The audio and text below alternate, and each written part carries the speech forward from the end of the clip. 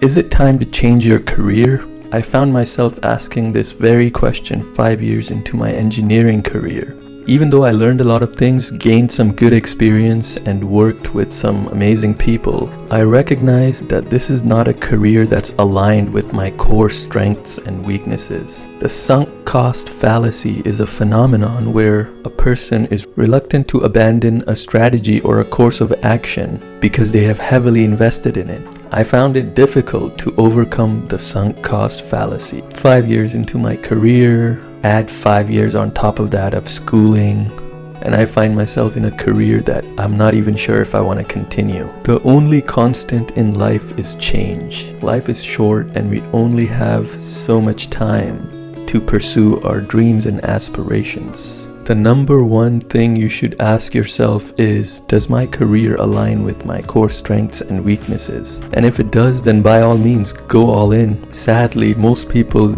lack the self-awareness to know their true skills and talents. Do you have a golden voice? Perhaps you should work in radio, not a garbage man.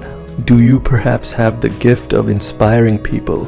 Perhaps you should be a motivational speaker, not an engineer. They say that usually by the age of 30, you have a pretty good idea of what you ought to be doing in life. It's like a light bulb that switches on because of the experiences you've gathered along the way. The goal is to reach the top of your field, as Jordan Peterson talks about dominance hierarchies, which makes sense because the more competence you have in a field, the more you'll be paid and you'll be respected for it.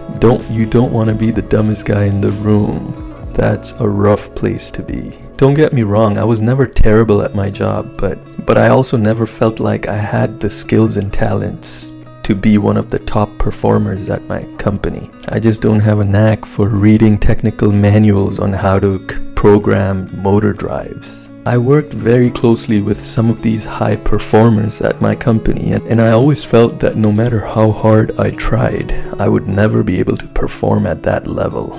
It's just not part of my skill set. Ask yourself, are you valued by your company? That's a pretty good indicator of how good you are at what you do. Are you an integral member in your company, or are things the same whether you're there or not? Ultimately, all they're interested in is what you can provide them. And if they value you, they will move heaven and earth to keep you around. Throughout my career, I've seen colleagues that were so competent and experienced at their job that they almost became an irreplaceable asset for the firm. They were willing to pay these guys 3 to 4 times what they were paying an average employee, and also gave them all kinds of perks. Ask yourself, what's the best case scenario with this career? Look at the people ahead of you.